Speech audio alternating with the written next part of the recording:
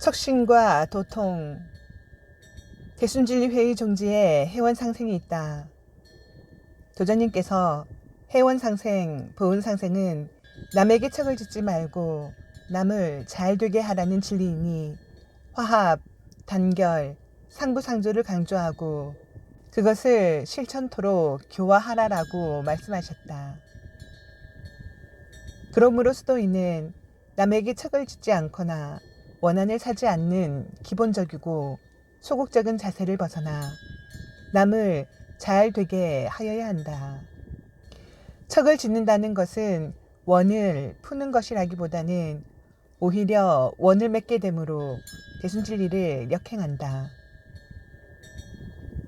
척은 서로 간에 마음이 막히고 통하지 않게 되고 이것은 소통의 부재로 이어져 화합, 단결, 상부상조를 이룰 수 없으니 어떤 일이든지 성취하기 어렵게 된다. 우리 도의 일은 항상 화합상생을 근본으로 하여 이루어지므로 이미 지어진 척은 반드시 풀고 앞으로 척을 짓지 않도록 노력하는 것은 참으로 중요한 일이다.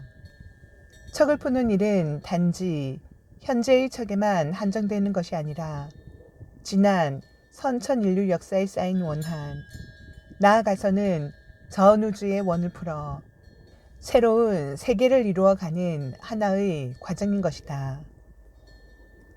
하늘, 땅, 사람을 뜯어 고쳐 물 셀 틈 없는 도수로서 이루어지는 상제님의 공사가 완성되는 과정에서 도인들은 전 역사, 전 인류, 전 우주의 척을 풀어가는 사명을 띤 사람들이라고 생각한다. 상제님께서 이제 각 선령신들이 회원시대를 맞이하여 그 선자선손을 척신의 손에서 빼내어 덜미를 쳐 내세우나니 힘써 닦을지어다 라고 하셨다. 선령신께서 60년 동안 공에 공을 들여 자손을 타내고 회원시대를 맞이하여 선자, 선손을 척신의 손에서 빼내서 도문으로 보내주셨는데 또다시 척신의 손으로 들어간다면 선령신들의 가슴은 무너질 것이다. 상대님께서 하루는 김형렬에게 3개 대권을 주재하여 조화로서 천지를 개벽하고 후천 성경을 열어 고해에 빠진 중생을 널리 건지려 하노라고 말씀하시고 또 가라사대 이제 말세를 당하여 앞으로 무국대운이 열리나니 모든 일에 조심하여 남에게 척을 짓지 말고 죄를 멀리하여 순결한 마음으로 천지공정에 참여하라고 이르시고 그에게 신안을 열어주어 신명의 회산과 청령을 참관케 하셨다라는 말씀 속에는 척을 짓지 않고 죄를 멀리하여 순결한 마음으로 천지공정에 참여한 사람만이 신안이 열린다는 말씀으로도 볼 수 있다. 신안과 척에 대해서 도전님께서 다음과 같이 말씀하셨다. 무작위를 근본으로 삼아라. 이것이 제일 어려운 것이다. 공부를 하면 계안부터 된다. 계안이 신안이다. 계안이 되면 내 잘못부터 한다. 참 무서운 것이다. 내 마음을 내가 속인다. 내 말을 믿어라. 근본 원리를 무작위에 두고 나가라. 신안은 멀고 가까움이 없다. 신안은 우주를 볼 수 있다. 내가 태어나서 지금까지 지은 죄도 영화 필름처럼 다 나타난다. 척은 나의 잘못에서 나온다. 우리는 운수를 바라고 나가는 것이다. 그러나 바란다고 되는 것이 아니다. 척을 짓지 말아야 한다. 운수를 받고 도통을 받을 수 있게끔 갖추어야 한다. 원천성으로 돌아가야 한다. 그래야 도통을 받는다. 이것이 그릇이다. 유리알 같이 깨끗해야 한다. 그렇게 되면 운수는 저절로 받는다. 인마, 신마, 신마 이것이 척이 된다. 상대방의 마음에 거슬리는 것이 척이다. 이것을 푸는 것이 공부다. 공부와 입도에서 수도에 나가는 과정이 다 똑같다. 공부, 수도도 척신하고의 싸움이다. 21일 동안 척신이 내 마음에 또 내 몸에 붙어 싸움을 한다. 싸움이 끝나면 밝아진다. 이렇게 되어야 도통이 된다. 척신하고의 싸움은 남과 맺은 척과 싸우는 것이다. 우리가 수도에 나가는 과정과 비슷하다. 돌을 닦아 나가는데 일이 잘 되고 안 되는 것은 척신의 장난이다. 이러하니 일을 할 때는 가려서 하고 좋은 것만을 취해서 운수대통을 받도록 하라. 척신한테 이기는 것은 참는 것이다.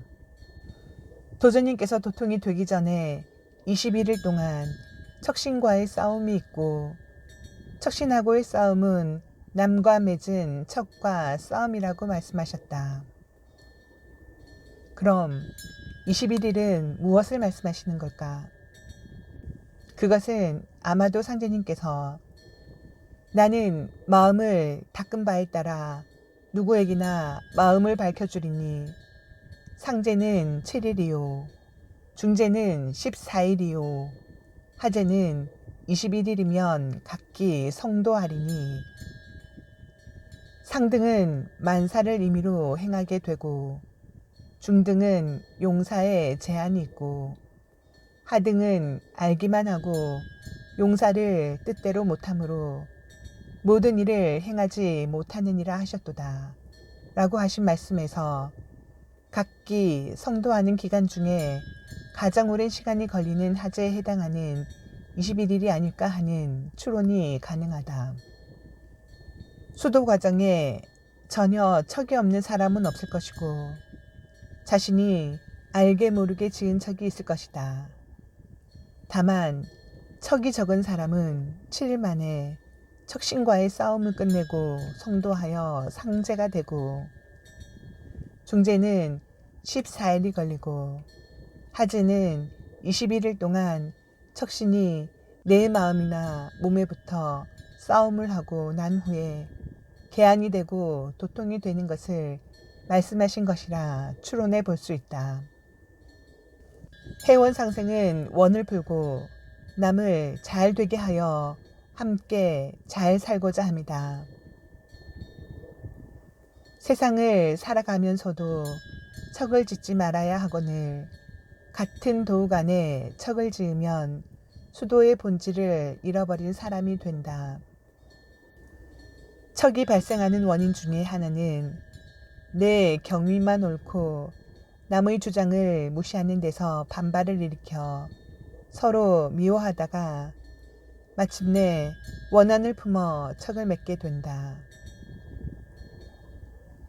외나무 다리 하면 염소 2마리가 외나무 다리 위에서 마주치자 한 마리가 몸을 굽히고 상대편 염소를 위로 지나가게 함으로써 둘 다 아무 일 없이 자기 길을 갈 수 있었다는 이솝우화가 생각난다. 인정은 변하기 쉽고 처세의 길은 험하다. 그러므로 험하고 굴곡진 인생길에서 한 발 물러나 상대에게 길을 양보하는 지혜는 아름답고 화평한 세상을 만드는 길이 될 것이다. 교육에서 가장 중요한 것은 인간끼리 서로 이해하고 양보하며 더불어 사는 지혜를 터득하게 해주는 일이다. 언쟁으로 사람을 굴복시킬 수는 없다. 개와 싸우다가 물려 상처를 입는 것보다는 개에게 길을 양보하는 편이 나으며 독수리처럼 날고 싶다면 닭과 다투지 말아야 한다. 책은담에 이르기를 사람을 대할 때 한 걸음 양보하는 것을 높다 하니 물러서는 것은 곧 나아갈 바탕이 된다고 하였다. 명나라 3대 수재 중 한 명이라는 양씨는 옳고 그름, 성공과 실패를 돌이켜 생각하니 아무것도 아니다라는 말을 하였다. 운수마당 가는 길에 다른 사람 신발 노릇만 하고 정작 자신은 운수를 못 받는 일을 해서는 안 될 것이다.